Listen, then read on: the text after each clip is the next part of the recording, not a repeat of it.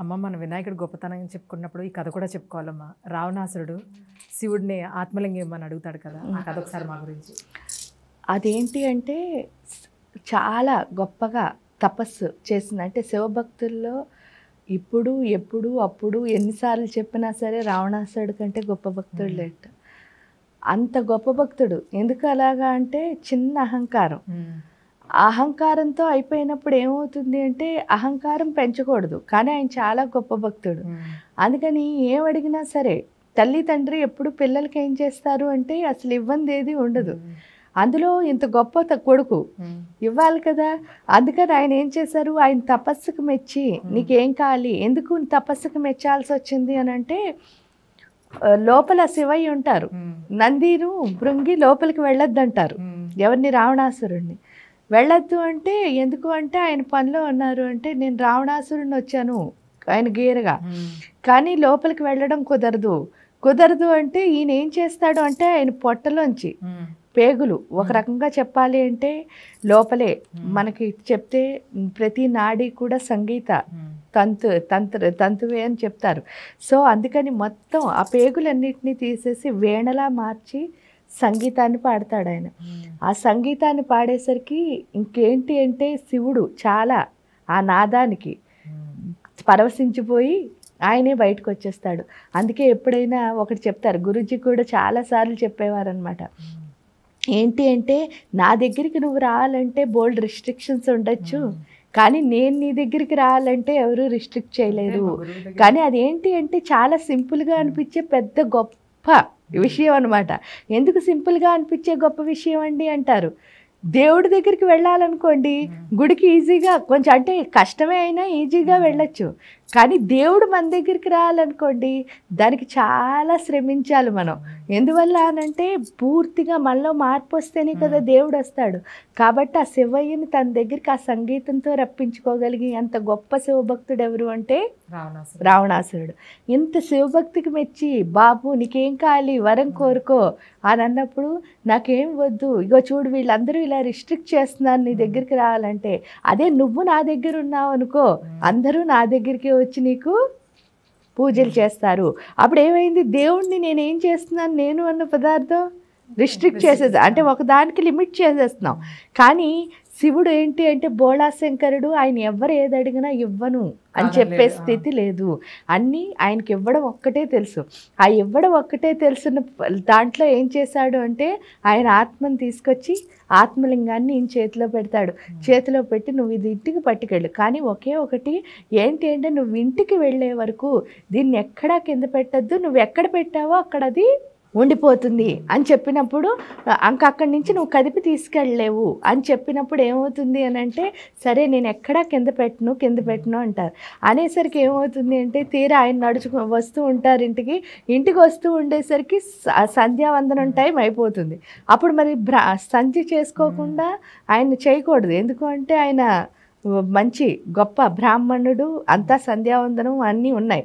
సంధ్యావందనం చేసుకుంటే తప్ప ఆయన అంటే సంధ్య వార్చకుండా ఉండకూడదు. సో ఈ స్థితిలో ఆయన ఎలా అయినా స్నానం చేయాలంటే పార్వతీదేవి అంటుంది, అదేంటయ్యా నీ ఆత్మలింగాన్ని ఇచ్చేసావు అని అంటే సరే అని అంటే ఊరుకుంటారు, నవ్వేసిన తర్వాత ఏమవుతుంది అంటే వినాయకుడిని పంపిస్తారనమాట. ఎందుకంటే దాన్ని మళ్ళీ ఎందుకంటే ఇక్కడ ఈయనకి అహంకారం కూడా ఉంది కదా, అహంకార దగ్గర ఆ లింగం ఉంటే ఏమవుతుంది అన్నది శివయ్యకి తెలుసు. కాబట్టి అందుకే ఏంటంటే ఎప్పుడు దేవుడు మనకి చాలా ఇస్తాడు, ఇచ్చిన దాన్ని నిలబెట్టుకోలేకపోవడం అన్నది ఇక్కడే మనం చూస్తాం. ఎందుకంటే దేవుడు ఎంత ఇచ్చినా సరే మన అహంకారంతో కానీ మన భయంతో కానీ మన కోపంతో కానీ మన జల్సీతో కానీ మన బద్ధకంతో కానీ మనకి దేవుడిచ్చిన అదృష్టాన్ని మనం ఏం చేస్తాము అంటే జార విడుచుకుంటాము. దానికే ఈ కథ ఉదాహరణ.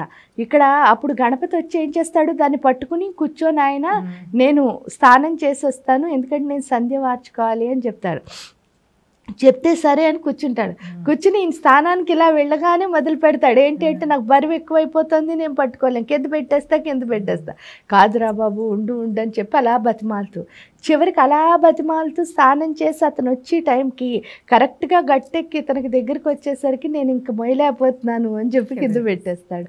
కింద పెట్టేసరికి ఏమవుతుంది అని అంటే ఆయన ఇంకా శివయ్య అక్కడే ఉండిపోయారు. ఉండిపోతే అందరూ అక్కడే పూజ చేసుకుంటున్నారు. ఇప్పుడు దాన్ని గోకర్ణ క్షేత్రం అని మనం చెప్పుకుంటున్నాం. దీనికి ఇంకా 2-3 స్టోరీలు ఉన్నాయి, ఇంకా వివిధ ప్రదేశాల్లో ఉన్నాయని. కాకపోతే ఈ గోకర్ణ క్షేత్రాన్ని మనం ఈ యొక్క ఆత్మలింగం ఉన్న క్షేత్రం కింద అనుకుంటున్నాం. అంటే ఏంటి అంటే ఇక్కడ ఈ కథలో మనం నేర్చుకోవాల్సింది ఏం లేదు. ఎంత గొప్ప భక్తులమైనా సరే, మనకంటే గొప్పగా పూజ చేసేవాళ్ళు ఇంకెవరూ లేకపోయినా సరే, అదే శివుడు దిగొచ్చి మనకు కనిపించినా సరే, ఆయన ఆత్మలింగాన్ని మనకిచ్చినా సరే, మనకున్న కొన్ని లోపాలు ఏవైతే ఉన్నాయో మన లోపల, ఆ లోపాలతోనే ఇచ్చిన దాన్ని చారవిడ్చుకుంటాము. అది ఎవరు అంటే ఇక్కడ చూడండి, గణపతి ఎంత సున్నితమైన దృష్టి అంటే అది ఎలా అయినా సరే ఆయనకి వెళ్ళకూడదు ఆయన ఇంటికి. ఎందుకంటే లంకా నగరానికి వెళ్తే ఇంకేమీ లేదు, అది మన బోళ్ళన్నీ అరాచకాలే జరుగుతాయని తెలుసు వాళ్ళందరికీ. అందుకని చెప్పి ఏం చేశాడు, ఆయన వచ్చే వరకు ఆగి ఇంకొక నిమిషం వచ్చే ముందు ఆయన నేను మొయ్యలేకపోతున్నాను అని. ఎందువల్ల అంటే ఆ గణపతి మొయ్యలేని బరువు అయితే నిజం చెప్పాలి అంటే మన అందరినీ మోస్తున్నదే గణపతి. ఎందుకంటే మన మూలాధార చక్రంలో ఉండడం అంటే మన శరీర కాయాన్ని అంతటినీ ఎవరు ఎలా ఉన్నా సరే మొత్తం ఈ సృష్టిలో ఉన్న ప్రతి ఒక్క జీవి యొక్క మూలాధార చక్రాల్లో ఉండి మొత్తం ప్రతి జీవిని మోస్తున్నదే గణపతి. అలాంటి వాడు ఏంటి అంటే ఆ శివలింగాన్ని మోయడం కష్టం అంటే నిజంగా కష్టం. ఎందుకంటే మనందరినీ మోయడం ఒక ఎత్తు అయితే ఆ శివయ్యను మోయడం చాలా ఎత్తులు. ఎందుకు అంటే ఆయన బరువు ఎక్కడం మొదలుపెట్టాడు అంటే ఎవరు ఏమీ చేయలేం. అంత గొప్ప శివుణ్ణి ఎందుకు పెట్టాల్సి వచ్చింది అంటే ఆయన బరువు ఎక్కడు. ఎందువల్ల వాళ్ళిద్దరూ కలిసి ఇక్కడ చేసిన లీలే ఇది. ఆ లీలలో గణపతి ఏం చేశాడు అంటే ఏంటి అంటే ఏదైనా అపాత్ర దానం అంటారు, అపాత్ర దానం అని అంటారు. ఆ అపాత్ర కింద కనుక మనం కనిపించాము అంటే మనకు అందకుండా చేసేవాడి పేరు ఏంటి అంటే గణపతి. అందుకనే వాడికి ఫస్ట్ పూజ ఎప్పుడైతే చేస్తామో మన పాత్ర కింద మార్చి మనం అనుకున్నవి మనకి ఎవరైతే ఇస్తారో ఆయన పేరు గణ. ఈ కథ నుంచి మనం అదే నేర్చుకుంటున్నాం. అంటే ఈడ పార్వతీదేవి కాపలా పెట్టి కుండలిని శక్తి కలగడం ఒక ఎత్తు అయితే, శివయ్య ఈ విధంగా ఏం చేస్తాడు అంటే ఈ గణపతి ద్వారా మనం అపాత్రలమో పాత్రలమో నిర్ణయిస్తాడు. కాబట్టి ఆ అపాత్రని పాత్రగా మార్చగలిగే శక్తి కూడా మళ్ళీ ఎవరు అంటే గణనాయకుడైన గణపతే. అలాంటి ఆయన దగ్గరికి మనం ఏంటి అంటే పూజ చేయడం ద్వారా అంత గొప్ప గణపతికి ఈ అపాత్రని పాత్ర కింద మార్చుకుని మనని పవిత్రంగా మార్చుకోవడమే గణపతి ఉపాసన యొక్క ముఖ్య లక్ష్యం. చాలా సంతోషం అమ్మా.